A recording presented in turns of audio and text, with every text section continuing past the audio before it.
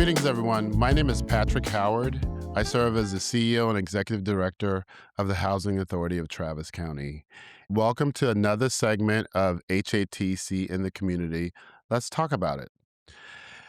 Fortunately for everyone, we get to discuss affordable housing as May is Affordable Housing Month. And so it's fortunate for me to be able to have these three esteemed guests with me today to talk about the state of affordable housing. What I'm going to do is have them introduce themselves, and if they would, share a little bit about how you define affordable housing. So we'll start with our first guest. Good afternoon, everybody. This is Felicity Maxwell. I'm Executive Director with Texans for Housing. We are a statewide housing advocacy organization trying to ensure housing is accessible and affordable for all Texans. And I think the question about what affordable housing means to us is an interesting one because obviously we're not service providers, we're not direct affordable housing providers, we're advocates trying to ensure a healthy housing market in Texas. And I think one of the things we're lucky to have are so many great partners across the state who really are focused in that area. And we understand that median income and sort of affordability looks different in every part of Texas. So what we really rely on is understanding those local contexts and how affordable housing works best in our big cities and our rural areas for different types of communities. So we work closely with the folks who understand that really closely on the ground and really try to lift up their voices and advocate for the things they need to make more housing affordable for every Texan. Hello, everyone. My name is Quiana Fisher. I have the pleasure to serve as the Executive Director of Texas Housers. We are also a statewide advocacy organization that fights along low-income Texans for access to safe, dignified, affordable housing.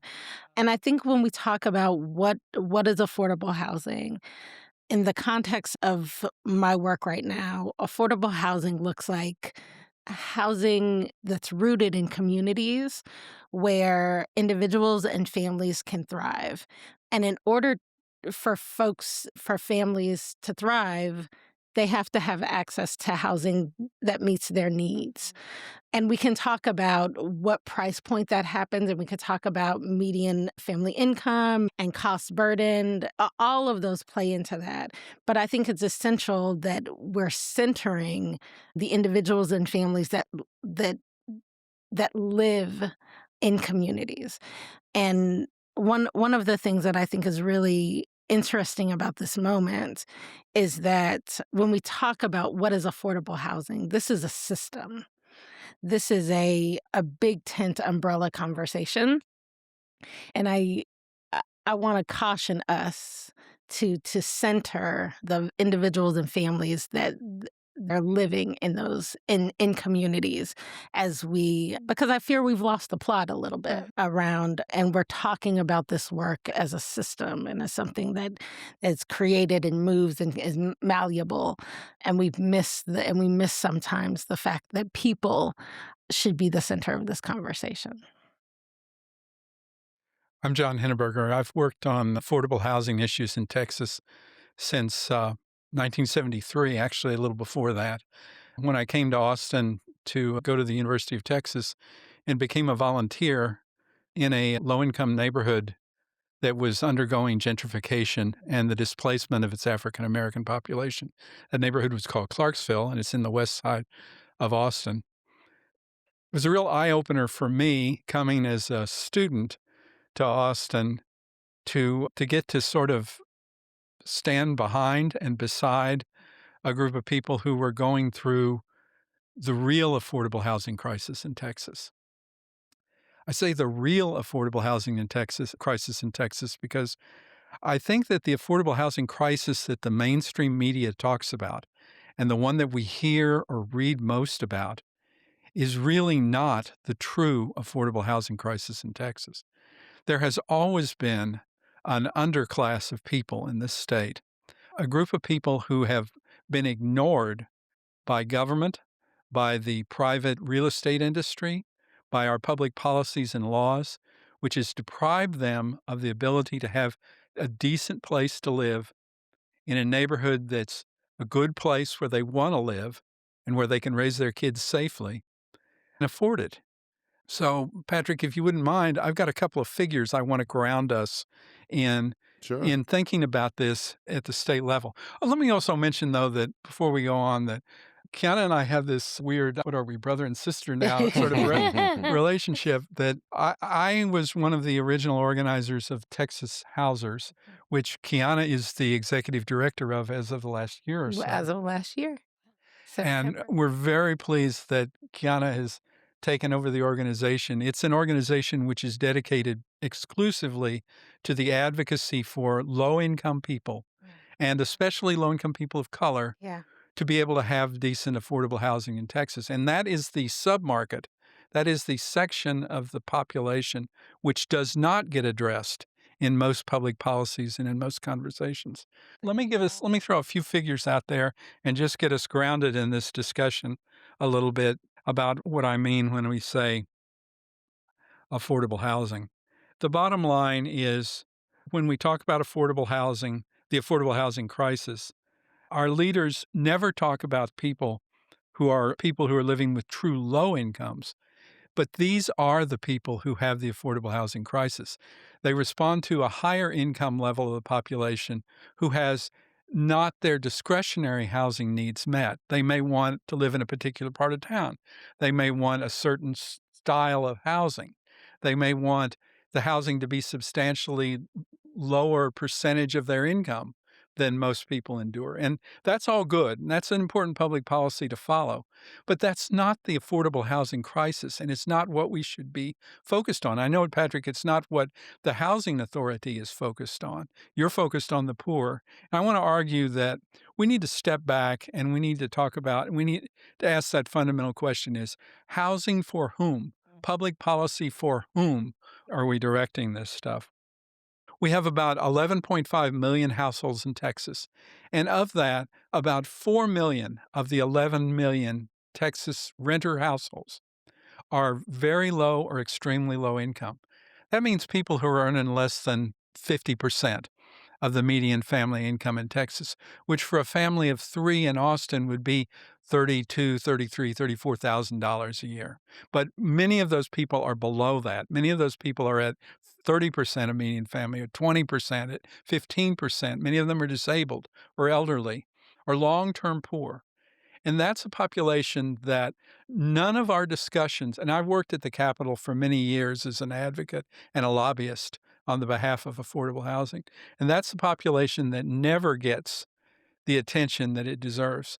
We took, we allocated in the Texas legislature in the last biennium, I think I wrote it down, had to look it up. We advocated about $61 million for property tax relief in the state. $61 billion, let me say billion, not million. That's a lot of money.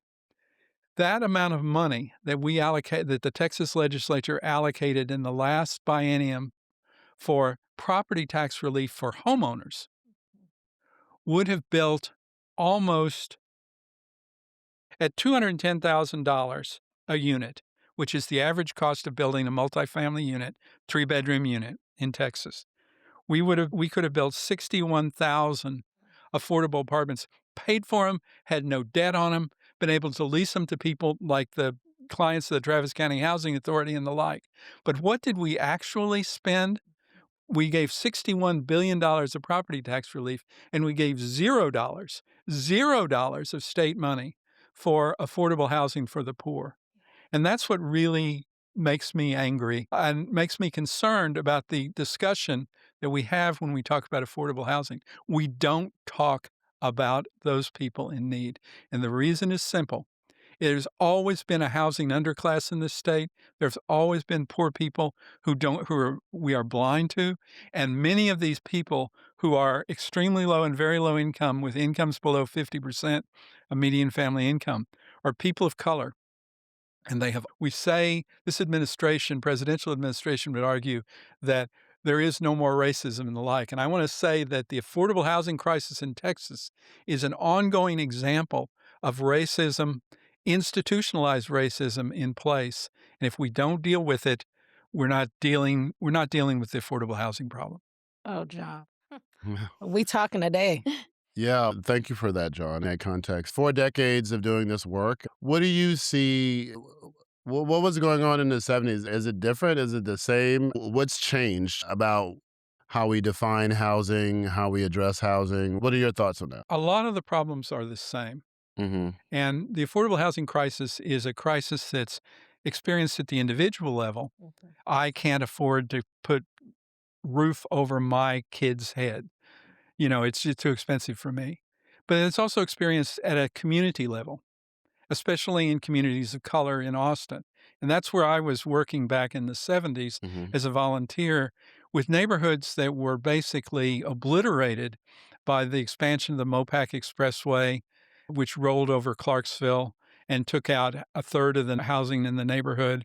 People weren't properly compensated and moved out, made more poor in the process. The experience in the 70s we saw was there was large scale displacement. Gentrification was just beginning to be felt at a really large scale. And there was this affordable housing crisis. And if you go back and you look, I said a minute ago that there's 11 million renter households in Texas. Over 4 million of those are extremely low income. Those are the people in the crisis. It's always been about that same ratio. In the last 50 years, that hadn't changed that much. There's always been this group of people who've been excluded from housing, and then these periodic episodes of massive gentrification and displacement, which targets people of color and communities of color. Can I chime in Yeah, absolutely. I really appreciate that framing. So I grew up in Austin in the 90s. I'm an elder millennial, and the biggest shift that I see in the city that I know and love is the depletion of naturally affordable housing opportunities.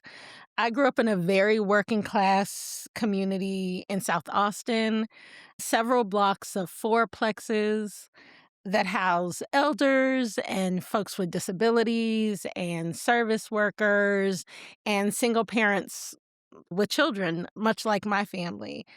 And my mom told me that the first apartment that she rented here in Austin in 1989, the rent was $275 a month. And while we were definitely living in poverty, we were stably housed in that community until my mom was able to save up for her first home in 1997. The access to naturally affordable housing units kept me and my family stably housed and allowed my mom the space to save and to shift and to grow and to develop and position us in a different place. Now, even in that community, we were still poor, and that's character building, and that's part of my story. But I think that as we're talking about these trends on and what affordable housing looks like, let's ground ourselves in naturally affordable units for folks to live and for communities to stabilize in. I think is just so essential to this conversation as well. Yeah, no, I appreciate you sharing that. Naturally occurring affordable housing units, with the depletion of those, what can we do to preserve those? Felicity, what do you think in terms of how we put measures in place to do that? I think that's a great question. I've been actually really encouraged the city of Austin to try to more thoughtfully think to when we are considering new policies, how do we make sure that there is not that detrimental effect of undermining new housing, taking away old housing that's actually very beneficial to the community. And it's funny that you mentioned South Austin because I feel like that's an overlooked place of gentrification and displacement. We often talk about the East Side, but I've literally seen it. I've lived in Zilker for many years, and Zilker was a working class neighborhood, and now it's not. And that I understand, to your point, that's a close access to downtown, Yeah. but we've lost a lot of those duplexes, older multifamily. And so how do we think, not only in Zilker, but across the city, how do we actually really aim to preserve those units as best we can? And I will also make sure that they are maintained and upkept so that they are healthy places for you and safe. So I think that's the other thing that we think about when we have these long existing multifamily units. Let's make sure they're also got a good quality of standard of living as well, and that we don't have slumlords and things like that. And that balance, I think, is really important. And I will say that folks like you all highlighting naturally occurring affordable housing is so important because it's easy to just say more units better versus wait, what's the balance here? And I think another place we really see that is around UT and West Campus because we have a lot of older units that have not yet been redeveloped. And those are really important for people like grad students who maybe don't have support from parents or families, kids that are coming in low income on scholarship. They have housing options in West Campus. It doesn't all have to be in those big, beautiful new towers. It can be in some of the older units where they feel like that's a price point that matches their budget, given that they're eager to go to college as well. And I think that's what, as we're thinking about community, what makes, do we want that person to stay in Austin and to contribute to Austin? And if that's the case, then we can't continue to focus this conversation on folks at the higher income level.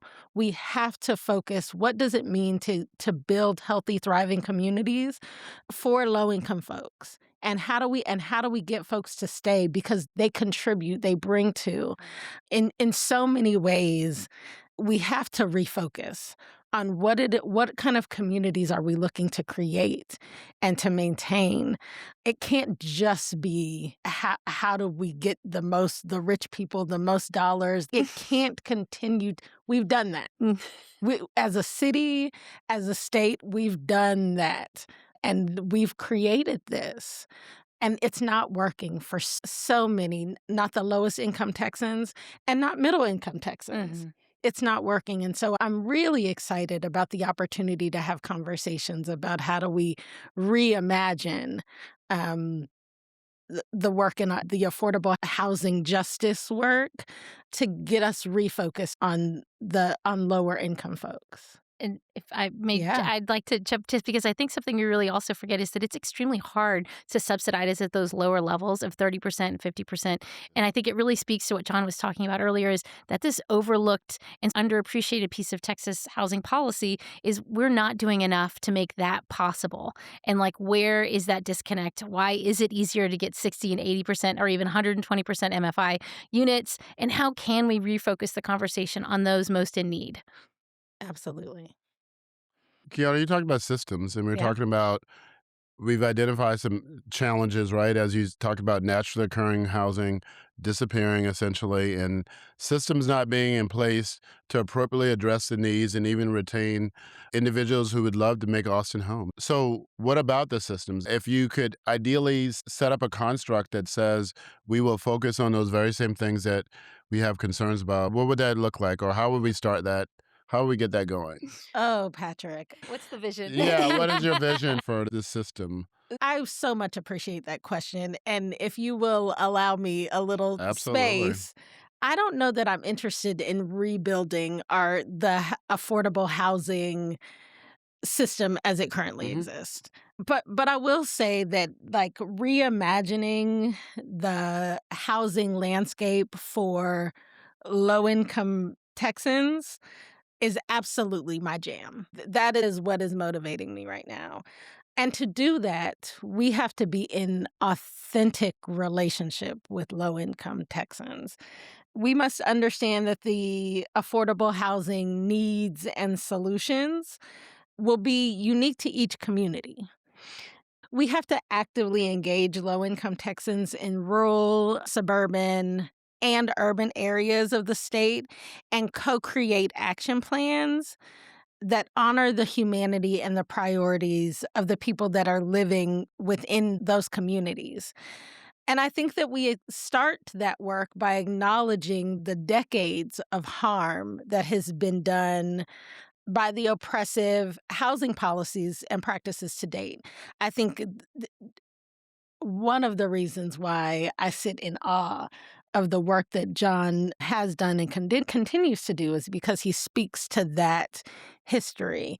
And we cannot move forward without acknowledging that harm that has been done through these same mechanisms that we're looking to shift policy now. And secondly, I think we shift to building power with directly impacted folks. As my kids tell me all the time, we have to touch grass. We have to get into community because the future of the housing justice movement is rooted in collective liberation. And if we can't sit here in Austin and theorize what the conditions that will improve lives for low income Texans across the state. We have to be in community with them. And that means we have to travel to them. We have to, I want to be invited. And I hope that as I continue in this role, that I will have the opportunity to be invited into different communities and to facilitate conversations and be in communications with folks that have a lens on what are the issues in their community. And there are smart people all across our state that are sitting in their living rooms, on their front porches, in their community centers, in their churches, and talking about and solution finding around what affordable housing can look like in their community. And that's where reimagining looks like for me. And I'm excited to get to do that in my current role. So we're talking a lot about grassroots efforts, right? In each community and having unique challenges. Do you believe that it's primarily the focus of the grassroots effort, or is there any state Oh, involvement that needs to occur? We're laughing, but is there state involvement that should also coincide with these grassroots efforts? And what does that look like? Maybe John, yeah. you have thoughts about that. As I said, public policy has never addressed the needs of the people who have the housing crisis. The poor and low income neighborhoods of color have been broadly excluded from public policy initiatives. When I came here to Austin in 1973, the city had 13%, 12 plus percent African American population. I think that's down around to 5 or 6% today. Gross. And that represents the destruction of community and the displacement of individuals both. When we think this is a city that actually gives a lot of rhetorical attention to affordable housing and the importance of affordable housing, but what we've done is we've hollowed out our city.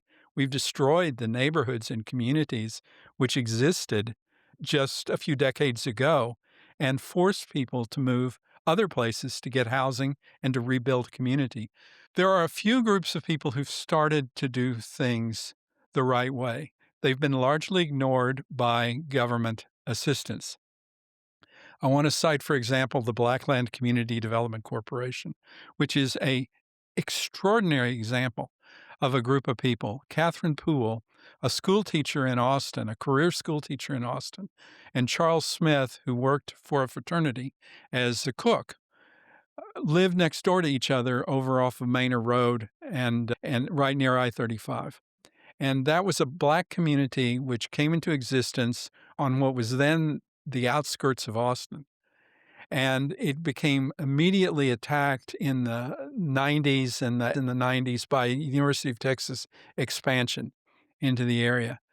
Ms. Poole and Mr. Smith organized a community development corporation in their neighborhood.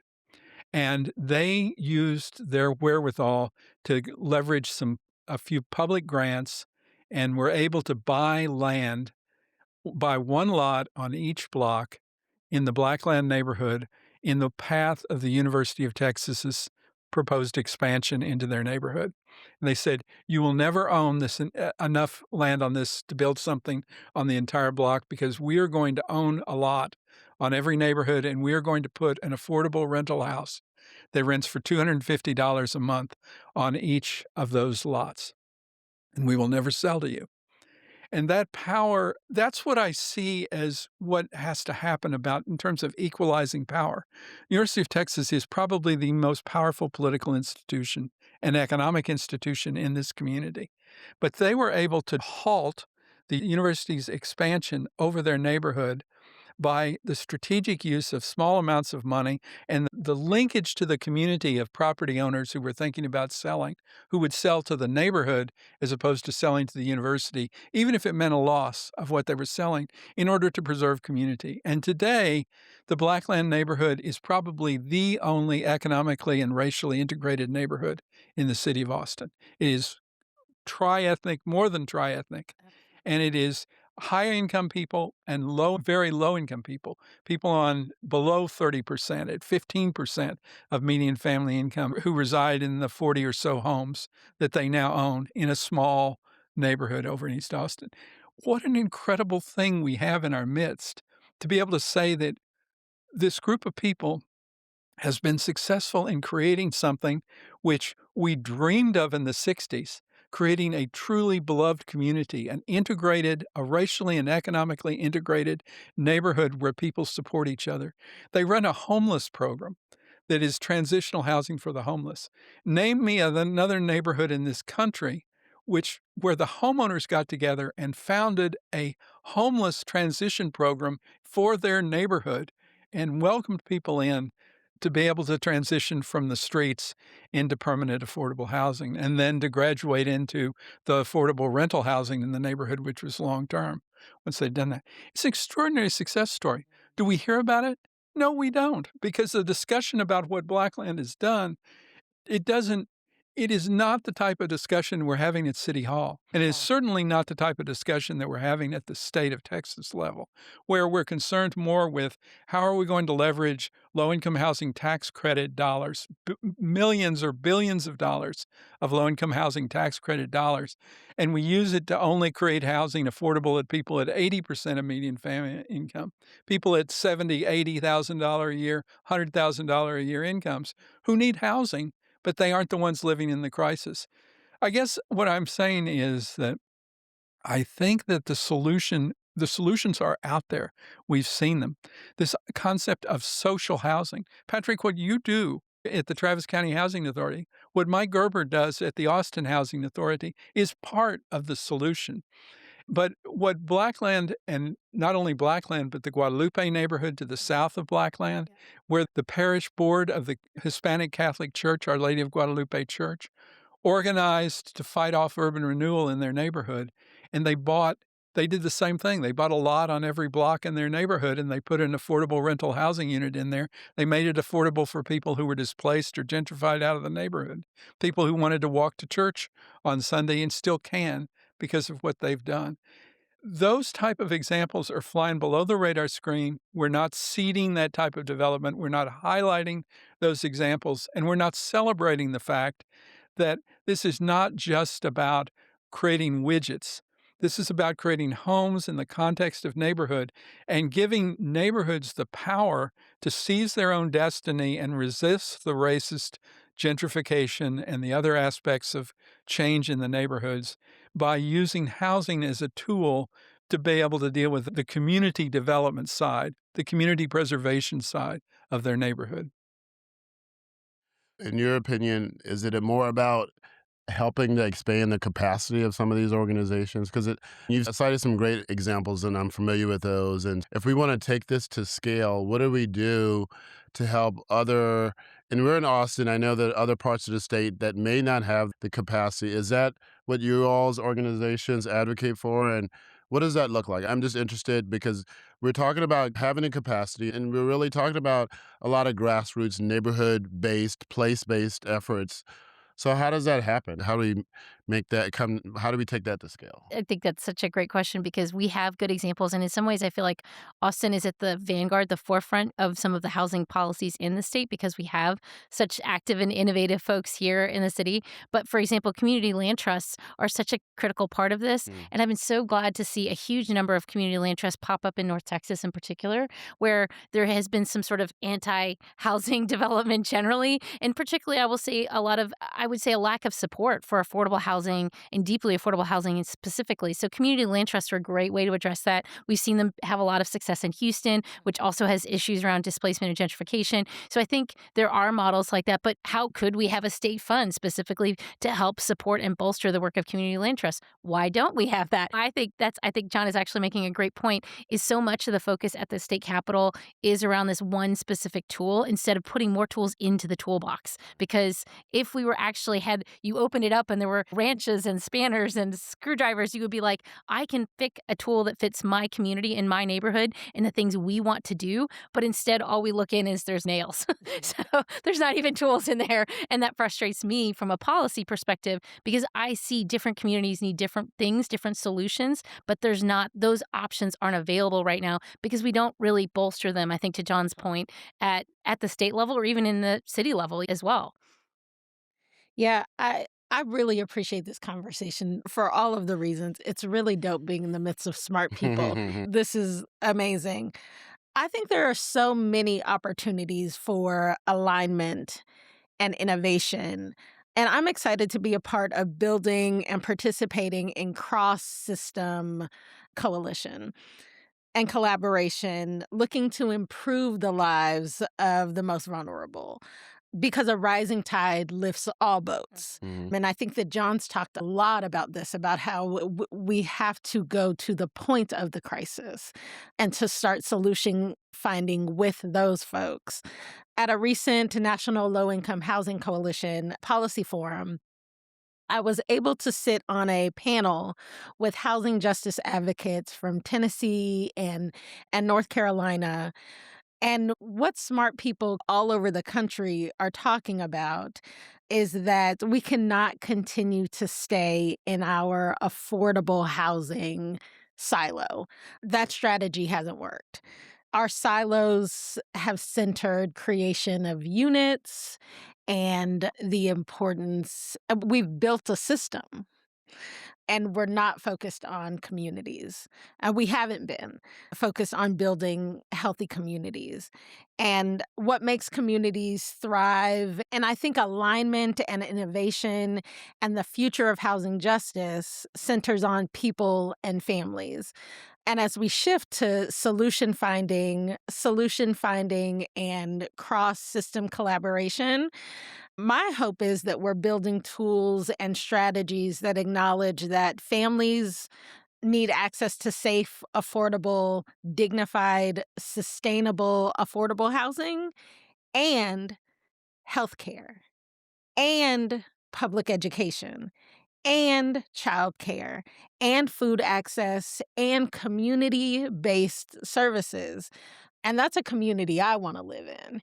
And that's a community that my family members, regardless of, and my church community, regardless of their income level, that's the community they want to live in. And let's be innovative and strategic and in reimagining communities that look like that, centering and not losing focus on the folks that are in crisis right now. And if I can jump in, that's something I think that's a great example of this is faith communities and Yeah. housing. And you just talked about your church. And I think that's actually a wonderful place. We see so many faith communities that would love to do more, provide services, provide housing, be that gateway and community connector. And yet we make it hard for them to build housing and to be a part of an affordable housing conversation and to provide the type of expansion of support that they'd like to see in their own communities. And to me, that is such a great crossover of the way you all think and center people in your community and what we're trying to bring in terms of policy and advocacy. Why aren't we lifting up faith communities to do as much as they can and to be that connection point and to support them? And yet so many times it's hard. They find it difficult. They try to think about how would we build housing? What would we do here with this extra lot or this opportunity that's presented by a parishioner or something? But that's not what we do. We do affordable housing by LIHTC and other things. So how do we change that conversation to really lift up the people who have ideas and solutions in their own communities? Absolutely. And I'm seeing so many faith communities connecting to CDCs that are having conversations about land trusts, that are building their muscle in trying to understand the landscape and the infrastructure. And then I think our role as advocates is how do we get out of the way? Yes. How do we barrier bust? Mhm. So leaders in communities can not only enter the conversation, but lead the conversation. And so much of that is how I see my work right now. And so I think that there is a really specific conversation around community organizing and power building. There's also a really imperative conversation around research and information sharing, actual research, actual data and making sure that that information gets to the folks that need that. And there's such an important conversation around advocacy and coalition building and actively being present in the place where decision makers are. And how do we ensure that none of that work is happening in silos and that it's all cyclical, because that's a movement. That's a movement. So I'm hearing some themes here. I hear coalition building. We talked about shared resources. We talked about having more tools in the toolkit. Talked about educating. We talked about, I'm going to call it storytelling, right? Sharing the story and connecting the dots. So for our listening audience, we're going to wrap up here, but what are your last words? If there's someone out there listening, thinking about May as Affordable Housing Month and thinking about the goal of trying to do their part to really affect their space, maybe just their neighborhood, or maybe they're thinking bigger. What would be your parting words to share with someone thinking about affordable housing and what that could mean for them in terms of their advocacy or their activism? What are your thoughts? I think it's such a great question. And I've been delighted as I've gotten to work, particularly more in the North Texas and Dallas area, to see how many people are just like what you described. They're local activists who care about, I wanted to start a CLT in Fort Worth, or I cared about the protecting my block from an expansion of a university or something. So I think those people existed previously, and they are now here probably because we've had such a housing crisis in Texas. I'm glad to say I think those people are out there. I want to encourage them to keep doing the good work and to let them know there are communities, that there are resources out there. And folks like myself and Texas Housers, we're here to support that work, not to be in front of it, but to give you all the tools and the resources you need to lift up your stories and your community.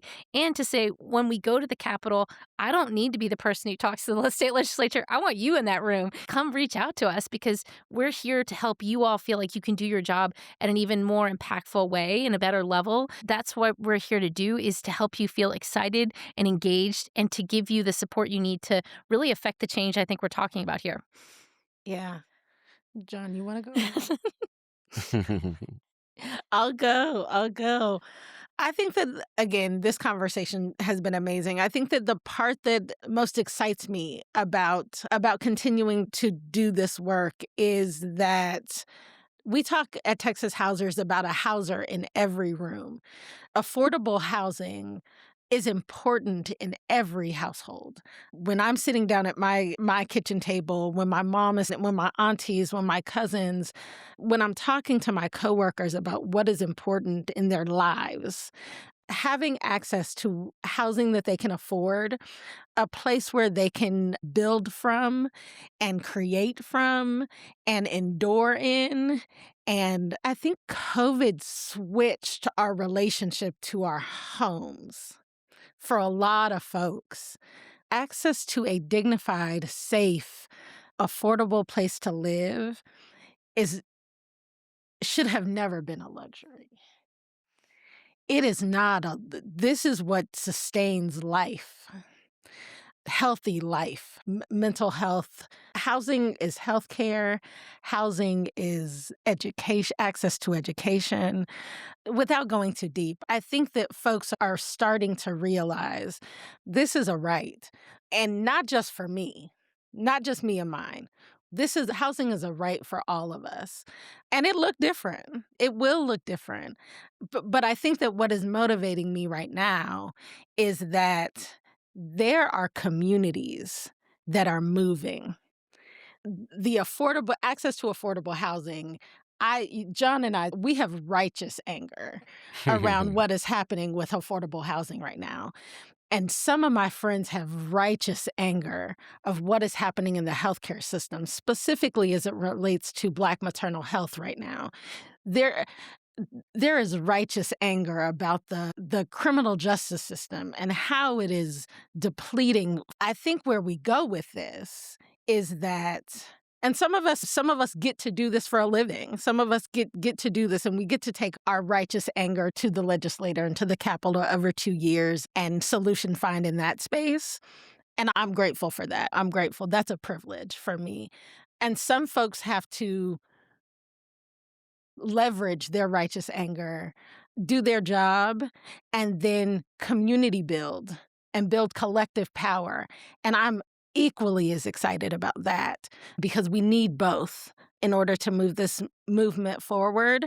And I think that my call to action to anyone listening is that however you use your anger in this moment, it doesn't have to be anger. It can be joy, but however that shows up for you, do that in community. Do that in community, and let's leverage our natural gifts and abilities to improve lives for all of us. Collective liberation. Well said. I completely agree with what That's I why knew he let you you go would. first. I knew you would.